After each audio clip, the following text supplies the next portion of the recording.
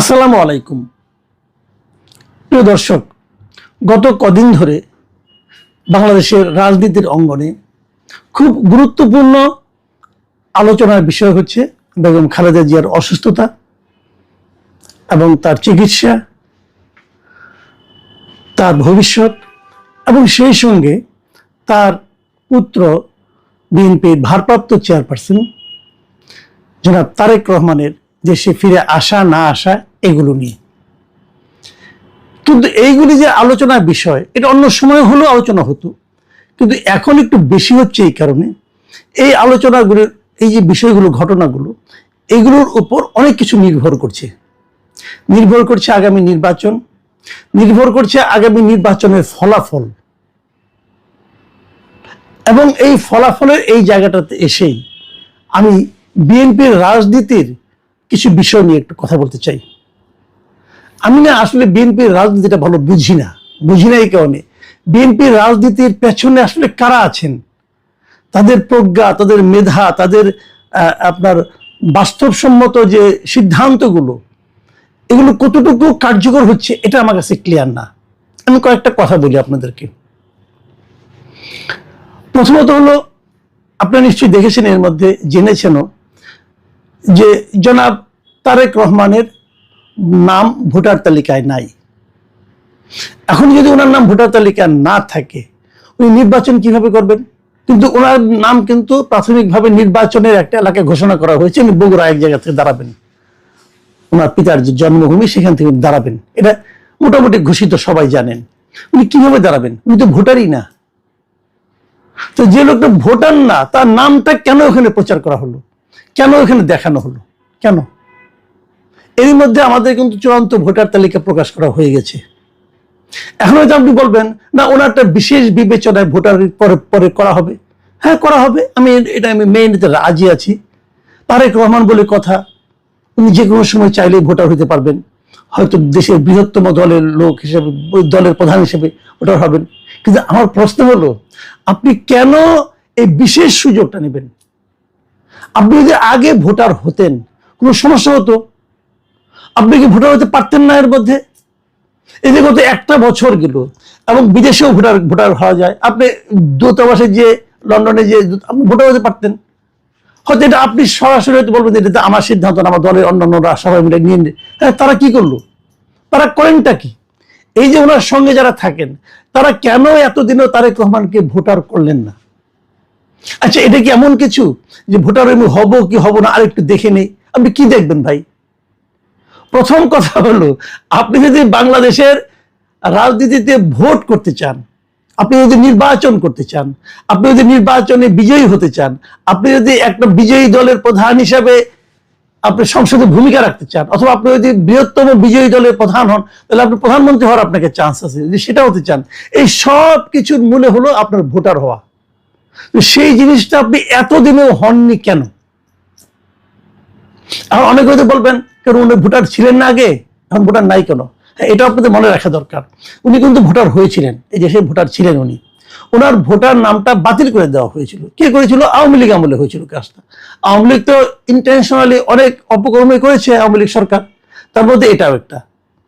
এটা আমার যতদূর মনে পড়ে যে বলা হয়েছিল যে ওনার ঠিকানায় যে ওনাকে পাওয়া যাচ্ছে না, এই জন্য ভোটার তালিকা থেকে ওনার নাম বাদ দেওয়া হয়েছিল। মানে উনি তো থাকতেন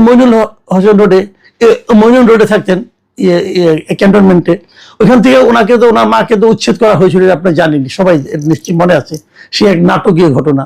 সেই উচ্ছেদের পর ওটাই ছিল ওনাদের ঠিকানা। ওই ঠিকানায় যে ওনাকে পান নাই, অতএব ওনার ভোটার তালিকা নাই, ওনার বাংলাদেশে কোথায় পাওয়া যায় নাই, অতএব ভোটার তালিকা বাতিল করে দেওয়া হয়েছিল এই অজুহাতে।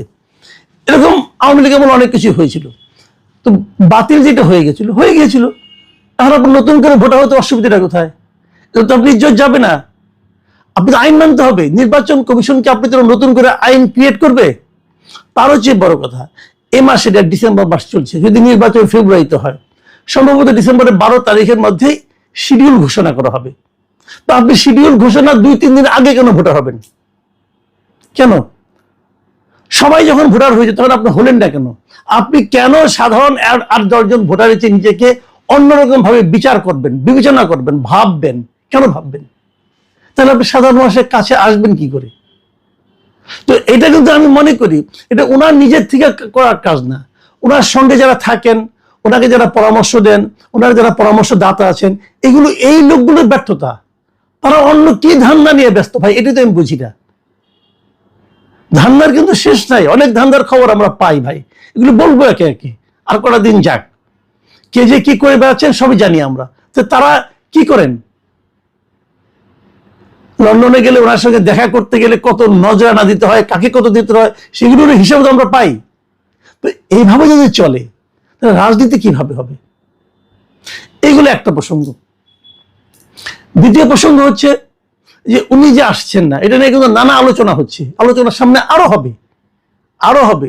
কিন্তু একটা কথা ভাবুন আপনারা, যে ওনার মা মৃত্যু সজ্জায় এই সময় উনি আসছেন না। আমাদের দেশে কি হয় দেখবেন, অনেক সময় বিদেশে থাকে, তারপরে শুনে দেশে তার মা অসুস্থ, বাবা অসুস্থ, মৃত্যু সজ্জায়, অত বড় লোকও না, কিন্তু তারপরে কিন্তু তাড়াহুড়া করে চলে আসে।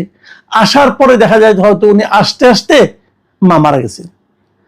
আত্মীয় স্বজন সবাই বলে যে মাটা তোকে চোখের দেখা দেখতে পারলো না, বলে। কিন্তু সে নানাভাবে নানা অজুহাত দেয়, নানা কারণ দেখে, আমি আসতে আসতে ট্রেন অনেক লম্বা পথ, আসতে 1.5 দিন লাগে, 2 দিন লাগে, এগুলো বলে। কিন্তু ওতে কিন্তু আত্মীয় স্বজনরা খুশি হয় না। তারা বলে একদিন আগে আসলে কি হতো, কাজের চাপ ছিল, তোমার কাজ বড় না মা বড়, এগুলি কিন্তু লোকে বলে। আপনি কি বলবেন? আপনি কিছু একটা বলবেন তো, আপনি কি বলবেন? আপনি অন্যদের সিদ্ধান্তের উপর আমাকে নির্ভর করতে হচ্ছে, এটা বলে কি আপনি আপনার দুর্বলতা প্রকাশ করবেন না? কেন করবেন আপনি এটা? এবং তারও চেয়ে বড় কথা, এতগুলো আমি সব বাদ দিলাম, তারও চেয়ে বড় কথা, একটা কথা ইদানিং খুব শোনা যাচ্ছে দেশে, বিভিন্ন জন বলছেন, সোশ্যাল মিডিয়ায় দেখছি, আলোচনা হচ্ছে, বিভিন্ন সোর্স থেকে খবর পাচ্ছি যে একাধিক, আমি ওই জন্য কিছুটা ইঙ্গিত দিয়েছিলাম ডিপ স্টেটের নামে, যে একাধিক বিদেশি গোয়েন্দা সংস্থা তারা এখন এখানে খুব সক্রিয় অবস্থায় আছেন। এখন তাদের এই সক্রিয়তা কি প্রমাণ করে? তাদের এই সক্রিয়তা কি তারেক রহমানের বাংলাদেশে আগমনটাকে ঝুঁকির মধ্যে ফেলে দিচ্ছে? যদি এটা হয় সেখানে সরকারের কি ভূমিকা? কেন আসতে পারছে? আমি শুনেছি এর মধ্যে যে খলিল সাহেব যে ইন্ডিয়ায় গিয়েছিলেন, সেখানে অনেক এই প্রসঙ্গটা উঠেছিল। যদিও খলিল সাহেব ইন্ডিয়া গিয়া অজিত দোভালের সঙ্গে কি কথা বললেন এটা কিন্তু কেউ জানে না। ভাই আপনি বলেন না কেন, দেশের মানুষকে বলেন, আপনি যদি ভালো কিছু অর্জন করতেন তাহলে সেটা ফুলিয়ে ফাঁপিয়ে বলতেন যে আমরা এইগুলি করেছি, এগুলি পেয়েছি। আমরা তো এখন, যেহেতু আপনি বলেননি, মানুষের মনে নানা জনের মুখে নানা কথা, এবং সেখানে তো আমরা এগুলি শুনেছি যে বিশেষ কোনো একটা দেশের কতজন গোয়েন্দা সংস্থার লোক এখানে আছে, তাদের কি করছে না করছে, এগুলি নিয়ে সুনির্দিষ্টভাবে খলিল সাহেবকে বলা হয়েছে। তাদেরকে দেশ থেকে বের করে দেওয়ার জন্য নানা কথা কিন্তু হচ্ছে। এই আলোচনা কি সত্য মিথ্যা আমি জানি না, কিন্তু আলোচনা আমরা শুনছি। তো খলিল সাহেব উচিত ছিল আসার পরে একটা প্রেস কনফারেন্স করে বলা যে অজিত দোভালের সাথে তাদের কি আলাপ হয়েছে, উনি কেন গেলেন একদিন আগে, যে কি আলাপ করলেন, সেখানে কি পেলেন, আশ্বাস পেলেন না কি পেলেন, এটা আমাদের জানাতেন। উনি জানান নাই এই কারণে যে ওনার আসলে জানানোর মতো মুখ হয়তো বা ছিল না। কিন্তু আমরা যতটুকু শুনেছি বিভিন্ন সোর্স থেকে, বিভিন্ন মাধ্যমে, সেটা হলো সুনির্দিষ্ট ভাবে বলা হয়েছে যে কয়েকটা দেশের কথা বলা হয়েছে, তাদের গোয়েন্দারা বাংলাদেশে এখন অবাধে বিচরণ করছে। এখন এই গোয়েন্দারা এরাই কি বেসিক্যালি তারেক রহমানের জীবনের জন্য হুমকি? অন্ততপক্ষে তারেক রহমানের কাছে এই ইনফরমেশনটা আছে? যদি সেটা হয়, সেটা দূর করার দায়িত্ব কার? সরকারের। সরকার সেটা পারছে? যদি না পারে তাহলে এরকম হতে থাকবে। তো এখানে দুটো পার্ট। কিন্তু আবার আরেকটা কথা মানুষ উঠে, অনেকে বলে যে ধরা যাক তারেক রহমান সাহেব ঠিক সময় আসতে পারলেন না, অথবা আস্তে আস্তে অনেক কিছু ঘটে গেল, আল্লাহ না করুক, কিন্তু ঘটে গেল, ধরা যাক, লাভটা হবে কার?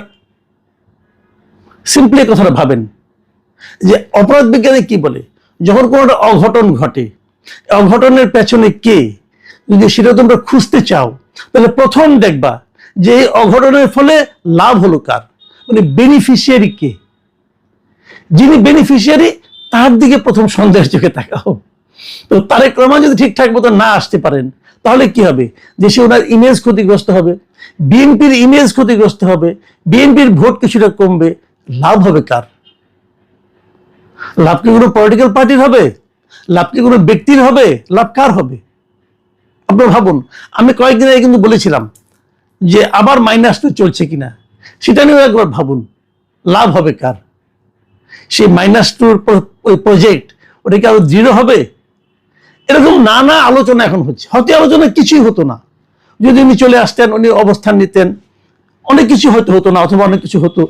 কিন্তু এখন যেটা হয়েছে যে অনিশ্চয়তার কারণে, স্পষ্ট করে কিছু না বলার কারণে, স্পষ্ট করে কিছু না ঘটার কারণে আমাদের মতো সাধারণ মানুষ যারা আছেন তাদের মধ্যে নানা রকমের সন্দেহ, নানা রকমের চিন্তা ঘুরপাক খাচ্ছে, এবং এই চিন্তাগুলো সাধারণ মানুষের মধ্যে আলোচনা হচ্ছে।